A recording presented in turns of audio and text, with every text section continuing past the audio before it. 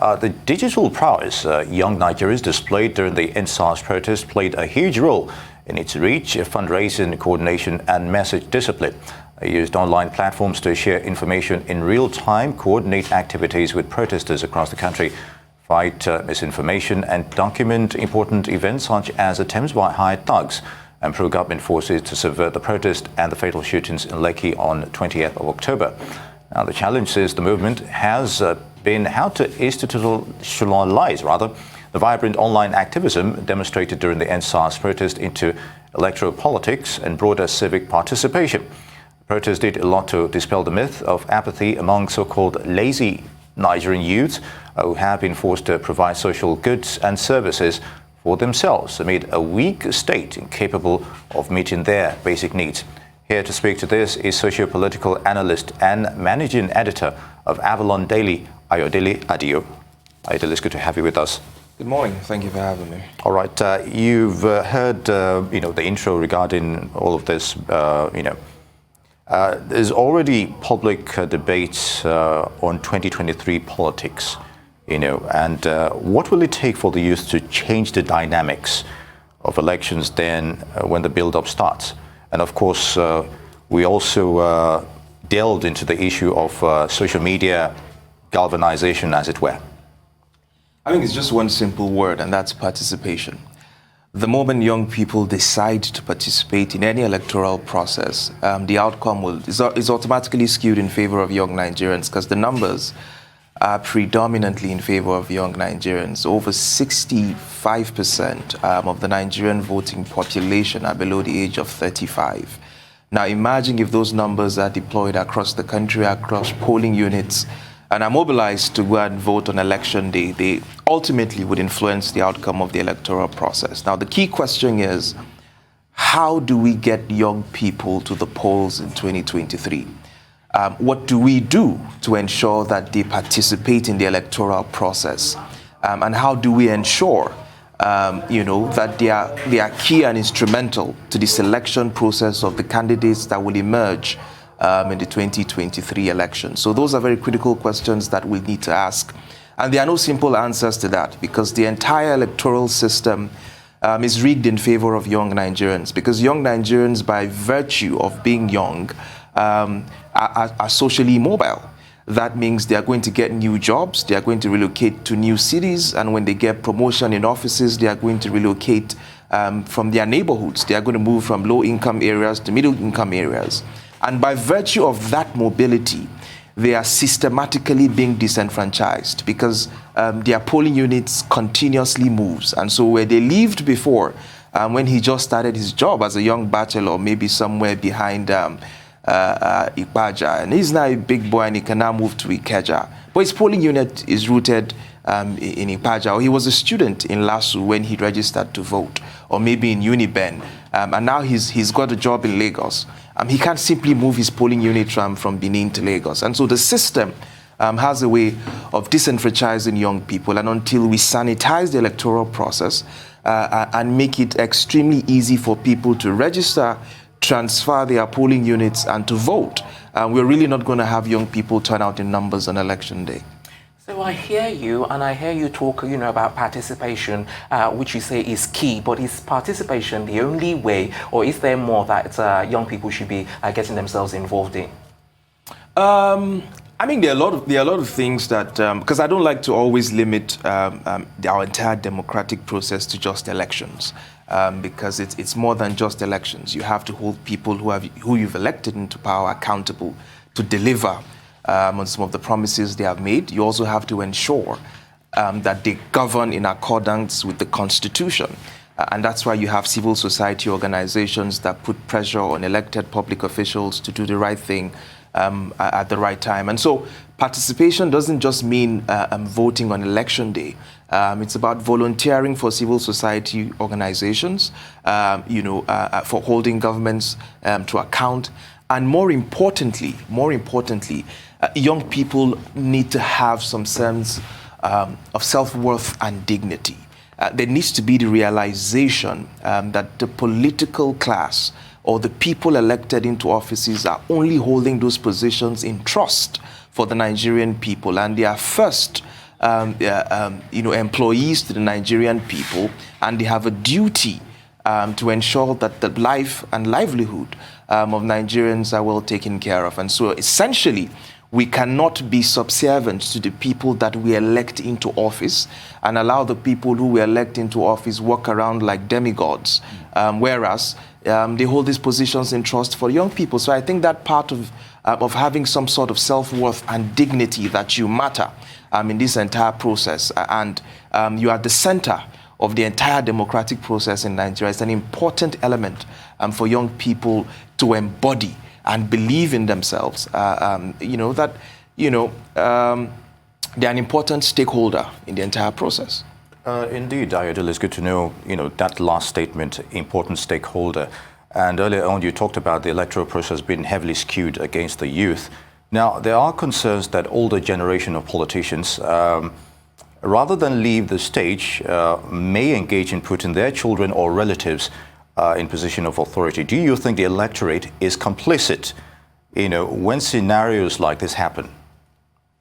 I wouldn't say complicit. I would say that the people you talk about have some sort of an advantage, and it happens everywhere in the world. Justin Trudeau of Canada, his father was once Prime Minister of Canada. And you can go on and on, whether in the United States of America or in the United Kingdom, peoples whose parents have been in politics usually have an advantage. And that in itself, it's not a problem, because that you are born into the house of a politician doesn't necessarily mean that you don't have the competence to govern, or you shouldn't aspire for political office. So I would say that is just in itself an advantage, right? But what we should concern ourselves most with is how to reduce the number of people we have elected in office who are detached from the reality of the young Nigerian. You can have a group of people governing a country that is young, technologically savvy, and are completely detached from the realities of those young people. And that's why there's a consistent disconnect, a dissonance, if you would like, between the led, and the leadership of the country. And that's why you see policies that seem to strangle a majority of the population in the country, because you have a people who are thinking in a different context that is against the reality of most young Nigerians. And so what you want to have is to bring back essentially what happened in '99, because sometimes we make it look like we never elected young people into offices in this country. But in '99, most of the governors that were elected were between 36 and 45. They were essentially young people. And so we can do it again. These sets of Nigerians who are in their 40s should have the courage to offer themselves for office, and young people should support people, that will put in policies in their own interest, because it's all about interest at the end of the day. One of the things you talked about, was some kind of disconnect. So, which begs the question, how should leadership connect with the youth in this particular time and age? Inclusion. Inclusion. You see, I walk around, setting political office, and by that I mean, the National Assembly. I've had cause to do things in the National Assembly and in several other offices. And I see that the real problem is not so much, the age of the person in power, but the quality and the age and the diversity of the people around that person. So if you have, for instance, a senator who has competent aides, who are young, smart, and cerebral, the quality of output of that particular senator will be different from the senator who is just surrounded with yes men and people around his own age range, right? So the real problem is about having quality young people around elected officials who know their onions, who are competent and have the capacity to give quality advice to their principal. And then you'll ultimately see the difference in the output. But when you have an echo chamber of the same sets of people who think the same way, who are in the same age group, then you're going to have a problem, because the ideas will be rooted in antiquity, it will be rooted in their own time, and you would see it clearly in the policies that they promulgate for the Nigerian people. Indeed, Ayodele, you talked about the quality of young people there. So in that vein, is there enough trust from the electorate to engage the youth in public office to serve their own interest? Are youth doing enough confidence building themselves beyond the realm of politics? You could make an impact as an entrepreneur to your society or your immediate constituents. Must you be in politics to, make a difference in the society? Oh, yeah. You absolutely do not need to be in politics to make a difference. But the ultimate difference is made when you're in politics. Indeed. And I mean, young people are doing exceptionally well. You look at the unicorns that have emerged from Nigeria, companies like Paystack and Dellas. These are young people below the ages of 30 who are building global companies worth hundreds of millions of dollars, not oil money, and they're doing exceptionally well in sports, in technology, in media, in every sphere that you can and think of. Young people are dominating. The problem has just been politics. And that is where the real change happens, because with a stroke of a pen, with a policy that is not well thought out, you can shut an entire generation out. If you looked at the numbers after the border closure, for instance, let's just use that as an instance. Every economist that is worth his salt has pointed you to the graph that right after the shut of that border, inflation hit the roof. And we're suffering the consequences of that singular decision. So by singular policy decision, you can shut out an entire industry, if not well thought out. And so the young people who are in tech, who are in the entertainment industry, who are doing business for themselves, are not coming to the realization that if they fail to participate in this electoral process, the systems, the policies will be rigged in favor of a tiny elite and their cronies, and will suffocate them out of the system. And so while it's important to dominate in these spheres, and while it's important to dominate in civil society, you think of budgets, you think of some of these civil society organizations that are run by young people. Because of a young man like Shewonik Binde in budget, we all have data from states, governments across the country. These are young people who are making these things happen. The problem is in politics. And that's where the cookie is. And so until we get involved in that particular place, then we can ultimately determine the trajectory and the future of our country. And that's where we should be playing at. Right. Now, so one of the things which the youths are trying to which they use basically in trying to change things in the country is through peaceful protests, like we saw in your introduction, in the introduction to yourself, and also with regards to the recent June 12th protest as well. Is holding peaceful demonstrations in the country not a way by which youths can actually change the narrative in the country at the moment? Is that I'm saying peaceful demonstrations, is that a tool in making a difference? Peaceful demonstrations are a constitutional right, and people have the right to vent and to protest peacefully for whatever they feel distressed or discontented by. And so young people have the right to do that.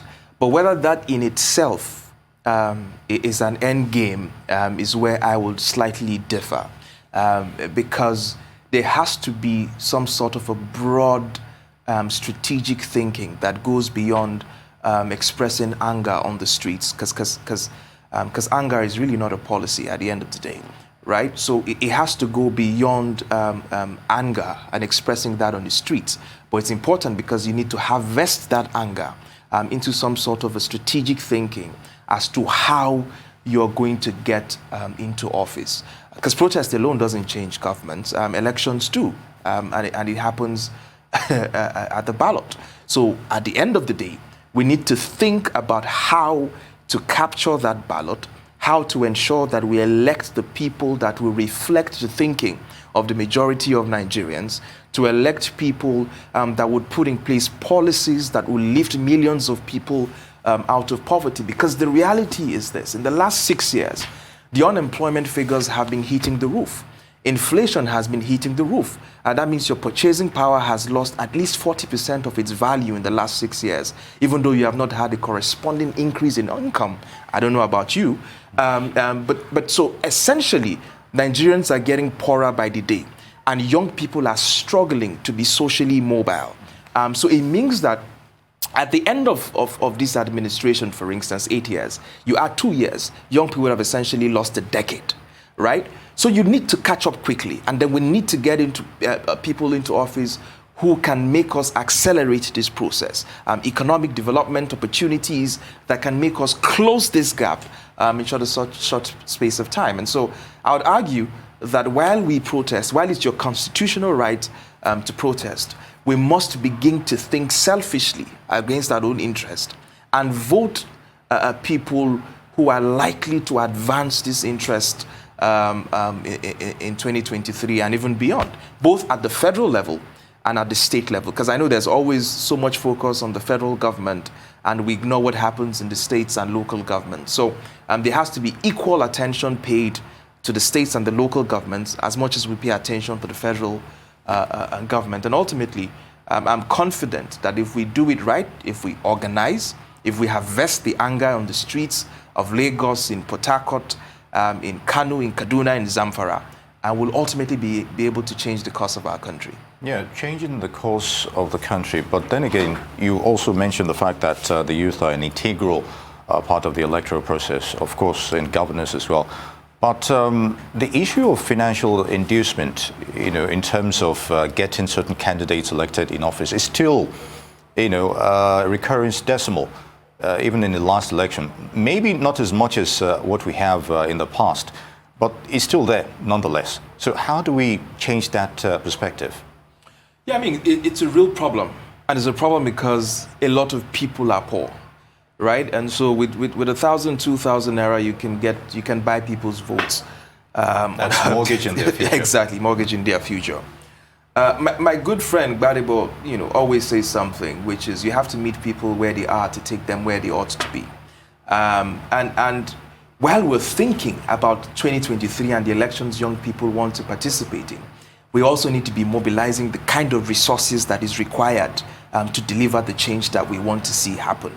Now, I'm not saying that young people should stand at polling units and start to induce people to vote for candidates in their favor. No. What I'm saying is you need the kind of resources to deliver some sort of impact to the demographic that you want to influence.